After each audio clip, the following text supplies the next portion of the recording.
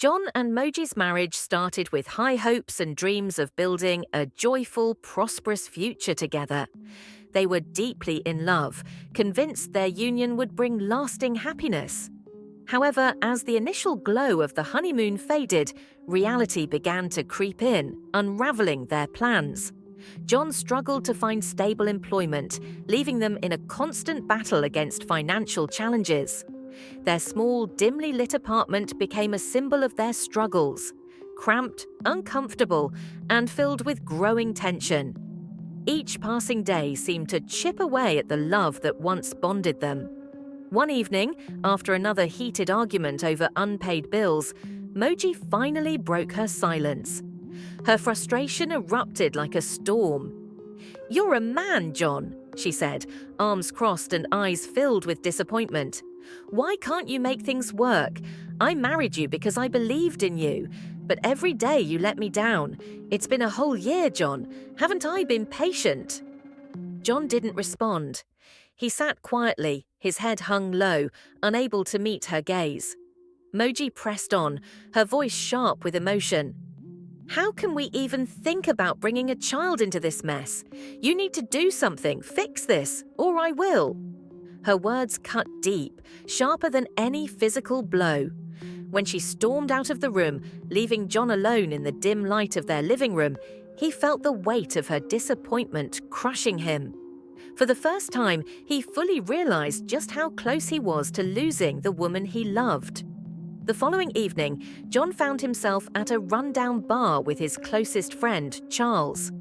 A cheap beer sat untouched before him as he poured out his frustrations. "I've done everything I can think of, Charles," John said, shaking his head.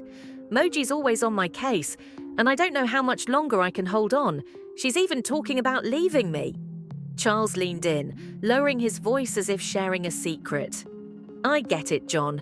I've been there. But I found a way out when things were at their worst." John frowned, confused. "What do you mean? What kind of way?"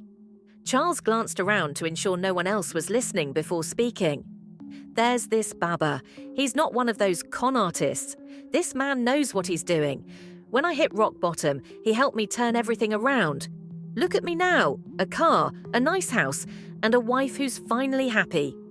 Skepticism flickered across John's face. "And what did he ask for in return?" "What's the catch?" Charles smirked knowingly. "That's something you'll find out when you meet him. But trust me, John, it works. The question is, how badly do you want to change your life?" John stared into his beer, the weight of his situation pressing down on him. His thoughts spiraled between doubt and desperation. He felt trapped, with no other options in sight. Finally, he sighed, his voice barely above a whisper. "All right," he muttered, "take me to him." Charles nodded, his expression unreadable. "You won't regret it." For John, the decision marked a turning point, though he couldn't shake the uneasy feeling that he might be stepping into something far more dangerous than he realized. The Baba's shrine was as eerie as John had imagined, dimly lit, filled with the thick scent of incense, and lined with shelves of strange objects. The Baba, a frail-looking man with sharp eyes, listened intently as John explained his situation. When John finished, the Baba nodded slowly. "I can help you," he said, his voice calm yet unsettling. "But it requires commitment and secrecy." "What do I have to do?" John asked hesitantly. The Baba handed him a small vial of liquid. "Mix this into your wife's drink every night. After you make love to her, you must urinate inside her while she sleeps. She must never know, and you must clean her afterward." John's stomach churned. "What? That's insane." The Baba's expression didn't change. "Do it or leave. The choice is yours." John stormed out, disgusted by the suggestion. But later that night, after another explosive argument with Moji, her ultimatum ringing in his ears, he realized he had no choice. The next day, he returned to the Baba and agreed to the terms. At first, John despised himself for what he had to do. Every night, he slipped a small dose of powder into Moji's drink, his hands trembling with guilt and shame. As she drifted off to sleep, unaware of his actions, he carried out the ritual in secret, cleaning her up afterward with painstaking care. The guilt sat heavy on his chest, and he often found himself staring at the ceiling, questioning his choices. But soon, things began to change. Within weeks, opportunities that once felt impossible started coming his way. He landed a series of high-paying jobs, and for the first time in their marriage, money wasn't a problem. The transformation in their lives was undeniable. They moved out of their cramped, dingy apartment into a spacious, luxurious home with polished floors and large windows that let in the sunlight. The tension that had once filled their days seemed to vanish. Moji's face lit up with joy, her complaints replaced by gratitude and pride. "You've really turned things around, John," she said one evening, her voice filled with admiration. She leaned over and kissed his cheek, her eyes sparkling with happiness. "I knew you had it in you all along." John forced a smile, nodding as he tried to swallow the lump in his throat. Her praise only deepened the guilt that gnawed at him. He told himself it was worth it. This was the life they had always dreamed of, the life he had promised her. But as Moji's laughter echoed through their new home, John couldn't help but wonder how long he could carry the weight of his secret, or if the price of their happiness might one day become too high to bear. One day, Moji told John she wanted to spend the night with her friends. "It's been so long since I've had a girls' night," she said, smiling. John frowned. "I don't think it's a good idea. You should stay home." "You always say that," Moji replied, annoyed. "I'm going. You'll be fine for one night." When John refused to allow it, Moji decided to leave without telling him. She turned off her phone's location and spent the night at a friend's place. John was frantic when she didn't answer his calls. His mind raced with panic. What would happen if he couldn't perform the ritual that night? When Moji finally returned the next morning, he exploded in rage. "Where the hell were you?" he shouted, grabbing her arm. "I told you not to leave." Moji tried to pull away. "John, calm down. I just spent the night with my friends." He slapped her, the force sending her to the floor. "Do you know what you've done?" he roared. Moji cried as she curled up on the floor, blood trickling from her lip. He didn't stop there. He beat her very well out of anger. Moji screamed for help, but none came. Soon after, he let her go. She went to her room, shut the door, and quickly called her parents, who came over immediately. "How dare you lay a hand on our daughter?" her father shouted, his fists clenched, but John was unmoved. "I'm the one taking care of her. You were nothing before me. Get out of my house."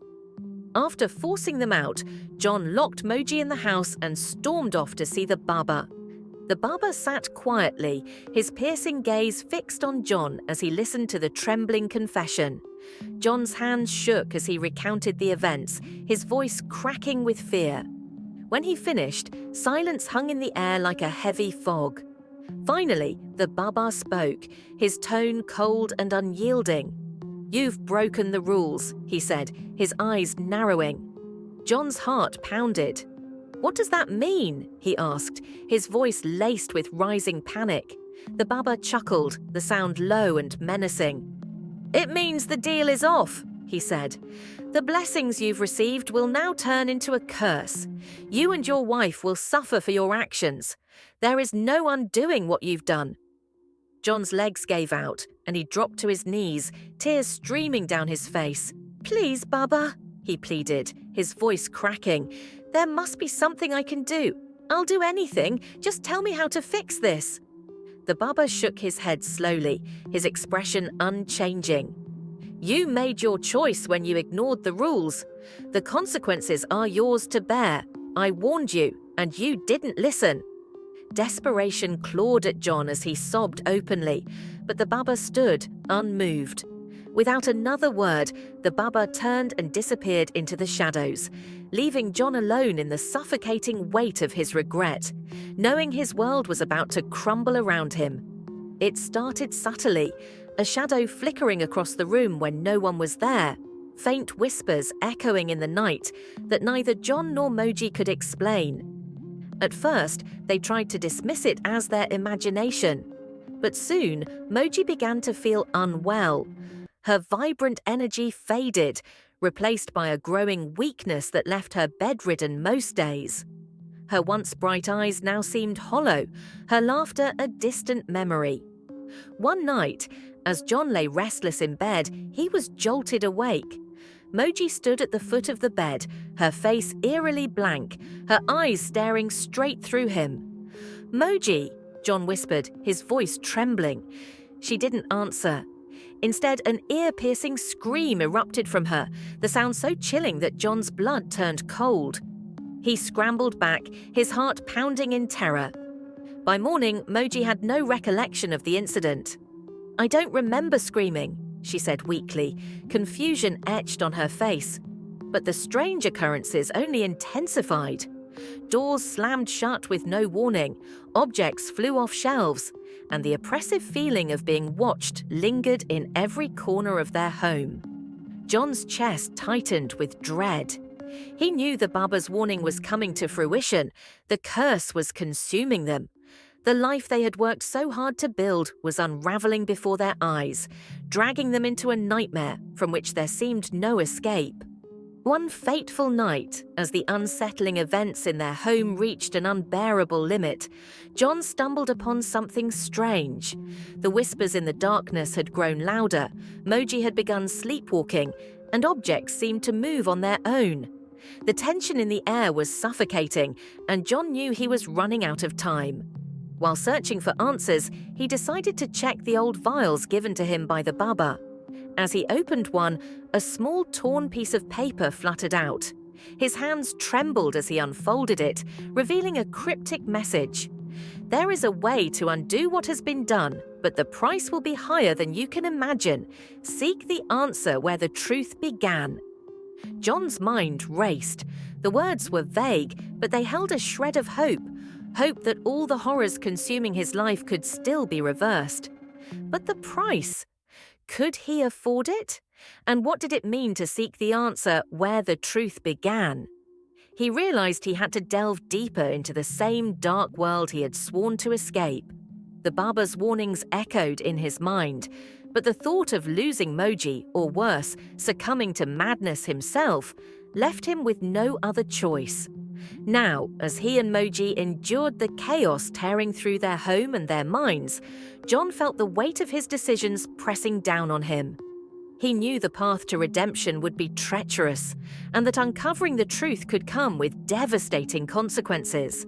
But he also knew this: if they didn't act soon, they wouldn't survive. To be continued. This is just the beginning of their descent into a world of secrets, curses, and unimaginable consequences. Stay tuned for part 2, where all the answers lie, and the twists will leave you speechless. Don't miss it.